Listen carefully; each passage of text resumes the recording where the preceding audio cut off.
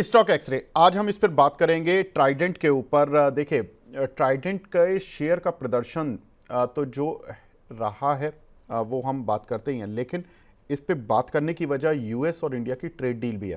पहली लाइन में बता रहा हूँ, उसके बाद अब मैं शेयर के प्रदर्शन पे पहले आता हूँ। देखिए, जनवरी 2022 में इस काउंटर ने 70 रुपये 30 पैसे का हाई बनाया था और अपने उच्चतम स्तर से ऑलमोस्ट अब ये 57% नीचे है, तो ऑलमोस्ट आधा रह गया ये काउंटर। क्यों गिरा शेयर? देखिए, जब FY22 में जब जनवरी 2022 में इसने अपने हाई बनाया था, तो उस समय पर इनका रिकॉर्ड प्रॉफिट आया था करीब 834 करोड़ रुपए का। लेकिन पिछले 3 सालों में जो प्रॉफिट की रेंज है वो 350 से 450 करोड़ रुपए एनुअल बेसिस पर रह गई है। तो वो उस समय का जो हाई था, उस समय प्रॉफिट भी डबल थे तो काउंटर भी डबल था। आज प्रॉफिट 350-400 करोड़ है, उसी रेंज में चल रहा है। लेकिन अब इंपॉर्टेंट चीज़ क्या है? देखिए, ट्रिगर्स क्या है? भारत अमेरिका की ट्रेड डील, अब उसकी बातचीत दोबारा से गर्म हो गई है, तो इसमें बड़ा फ़ायदा इस कंपनी को इसलिए मिल सकता है क्योंकि कंपनी की जो कुल आय में करीब 38% हिस्सा है वो अमेरिका से ही आता है। और अमेरिका की कुछ एक बड़ी रिटेल कंपनियां लाइक वॉलमार्ट, अमेजॉन जैसी कंपनियां इसके ग्राहक हैं। कुछ और कंपनियां लाइक टारगेट, आइकिया जैसे भी कंपनी के दूसरे ग्राहक हैं। रुपए में कमज़ोरी है, उसका बेनिफिट जब एक लेवल तक मिल सकता है, क्योंकि अभी अमेरिका से तो ट्रेड हो नहीं रहा जब तक ट्रेड डील नहीं होगी। लेकिन अगर अमेरिका से ट्रेड डील हो जाती है और रुपया इन्हीं स्तरों के आसपास रहता है, तो बेनिफिट ये और एक एडिड एडवांटेज हो जाएगा, क्योंकि 38% आपका एक्सपोजर यूएस को है। Q1 नतीजे कंपनी के काफ़ी शानदार रहे थे। कंपनी का प्रॉफिट 89% बढ़ा था और मार्जिन्स भी करीब कंपनी के 13% से बढ़कर 17% हो गए थे YOY बेसिस पर। तो कंपनी ने Q1 तक तो रिजल्ट्स अच्छे दिए हैं, लेकिन देखिए Q2 में टैरिफ आ गया, तो Q2 से तो ज़्यादा उम्मीदें करना मत। हाँ, अगर डील हो गई कंपनियों की तो फिर अलग बात है, तो उसका इम्पैक्ट हो सकता है कि Q3 में आपको दिखना शुरू हो जाए। लेकिन मार्केट आउटलुक देखता है तो वो थोड़ा सा मार्केट शायद उन जो Q2 के रिजल्ट हैं उनको वन ऑफ मान सकता है।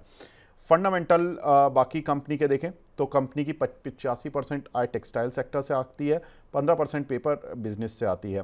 भारत की दूसरी बड़ी होम टेक्सटाइल एक्सपोर्टर कंपनी है। यान, जो कॉटन यान होता है, उसको उत्पादन करने में कंपनी बैकवर्ड इंटीग्रेटेड है।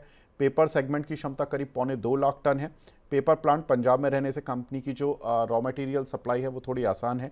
कंपनी अपने डेट को भी रिड्यूस करती जा रही है। कंपनी ने लास्ट ईयर भी अपना जो डेट बर्डन है वो 2126 करोड़ रुपए से घटाकर करीब 1635 करोड़ रुपए किया है। वैल्यूएशन देखें तो ट्रेलिंग 12 मंथ, पिछले लास्ट 12 महीनों में कंपनी की EPS करीब 85 पैसे है। PE मल्टीपल करीब 34.7 का चल रहा है। बुक वैल्यू करीब 9 रुपये है।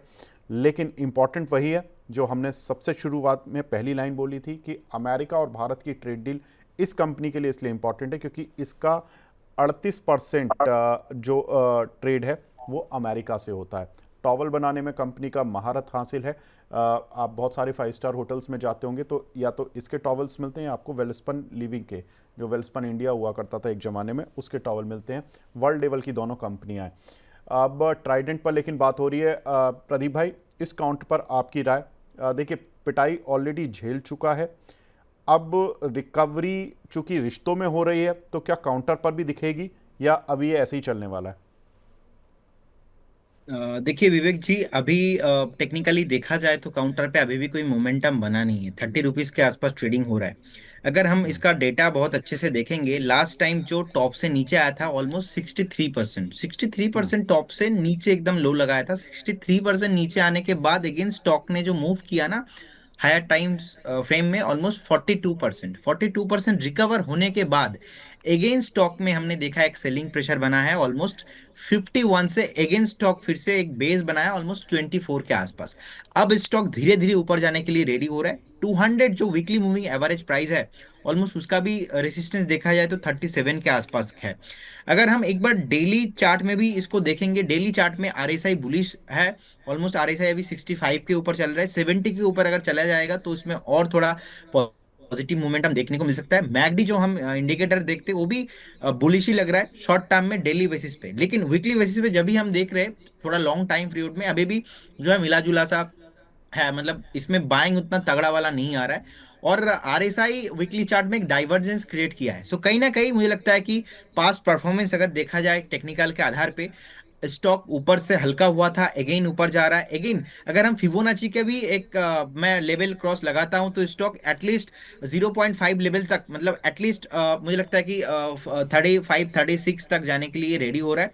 लेकिन 35 36 जाने के बाद हमें एक बार रिव्यू करना पड़ेगा। धीरे धीरे स्टॉक में एक बेस बनता हुआ दिखाई दे रहा है, लेकिन ऐसा नहीं है कि इमीडिएट लेवल पे ऊपर जाएगा, क्योंकि आज कोई मोमेंटम है ही नहीं इसमें।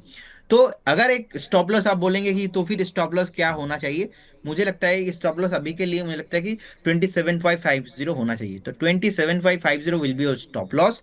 एक बार स्टॉक में जिस तरीके से रिकवर हो रहा है, it will take time, at least 1 से 2 क्वार्टर आपको टाइम लग सकता है, लेकिन स्टॉक का जो टारगेट होना चाहिए ऑलमोस्ट 35 36 तक जाना चाहिए। ये है मोटा मोटा ओवरऑल माई इंटरप्रिटेशन, लेकिन अभी स्टॉक में कुछ भी मोमेंटम नहीं है।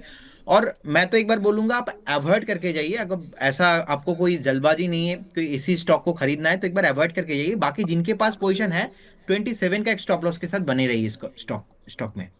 ठीक है। जिन दर्शक का सवाल था शुरुआत में, उनका सवाल आई थिंक ट्राइडेंट पर जो था, उनके पास पोजीशन थी, तो इसलिए थोड़ा सा उनका सवाल अब फ़िलहाल तो हाइड हो गया है। तो लेकिन ट्राइडेंट पर ओवरऑल व्यू जो मिला है हमें, वो मिला है कि 27.5 ये एक स्टॉप लॉस रखना है, 35 से 36 रुपए का टारगेट रखना है। क्योंकि प्रदीप भाई हुआ क्या कि एक ही इसी तरह का काउंटर था मिर्जा इंटरनेशनल, कल हमारी स्टॉक एक्सरे में बात हुई थी, वो भी 33 रुपए के करीब चल रहा था, आज वो 43 रुपए के करीब चल रहा है। जरा उसका चार्ट और देख लीजिए, क्योंकि उस काउंटर ने 2 ही दिन में धमाल सा कर दिया है। मतलब कल के सत्र में काउंटर चला और आज भी करीब 10% ऊपर है। मिर्जा इंटरनेशनल इस काउंटर पर अगर 2 दिन में कोई किसी ने एंट्री की या कुछ हुआ, निकल जाए, क्योंकि इसका भी 85% एक्सपोर्ट रेवेन्यू आता है और उसमें 75% यूएस और यूके से आता है। तो कैसे देखें इस काउंटर को?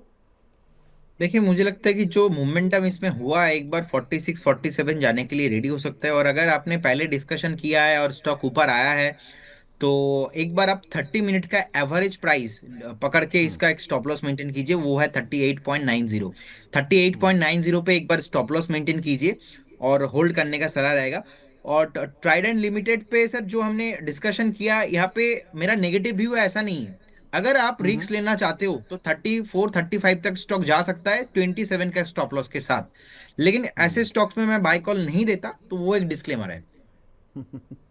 ठीक है, कोई बात नहीं। तो ये प्रदीप जी की उस वॉच लिस्ट में मोमेंटम में नहीं है, लेकिन कैटेगरी में ठीक है कि भाई 35 रुपए तक जाएगा, जिसके पास है वो होल्ड कर ले और 27.5 का स्टॉप लॉस लगा ले। तो यहाँ पर इस काउंटर पर एक मीडियम व्यू है, लेकिन मिर्ज़ा पर हमने देखा कि ज़बरदस्त कल व्यू मिला, कल टारगेट मिला, मतलब कल एक मोमेंटम मिला इस काउंटर पर, और यहाँ पर ये काउंटर खिंचता हुआ नज़र आया। बहुत ज़बरदस्त रिटर्न मिले हैं। और अब प्रदीप जी ने इस पे बोल दिया कि 46 42 की रेंज आए तो अपना एक बार प्रॉफिट बांधे और निकलें।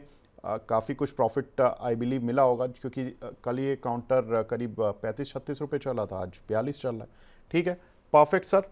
प्रदीप भाई बहुत बहुत शुक्रिया सर हमसे जुड़ने के लिए और अपना कीमती समय देने के लिए। लेकिन चलने से पहले बस आपकी एक डिस्क्लेमर और लेना चाहूँगा।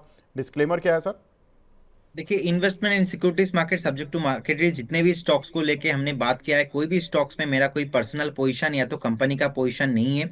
एंड कोई भी तरह का कन्फ्लिक्ट ऑफ इंटरेस्ट, चाहे सब्जेक्ट टू एम्प्लॉयमेंट, पार्टनरशिप या कंपनसेशन, कुछ भी नहीं है कोई भी कंपनी के साथ। एंड स्टॉक मार्केट पे बहुत रिस्क होता है, कोई भी 100% गारंटी नहीं है। पास्ट परफॉर्मेंस जितने भी हम कॉल दे रहे हैं, कुछ भी फ्यूचर में गारंटी नहीं होता है। आप एक बार खुद से स्टडी कीजिए, या तो आपका जो पर्सनल फाइनेंशियल है उनसे एडवाइस लीजिए, उसके बाद ही निवेश कीजिए। And registration granted by SEBI and membership of BSE, certification of NISM do not indicate any assurance of performance. Thank you so much Vivek ji, आपको एंड सारे व्यूअर्स को बहुत बहुत धन्यवाद। Thank you so much.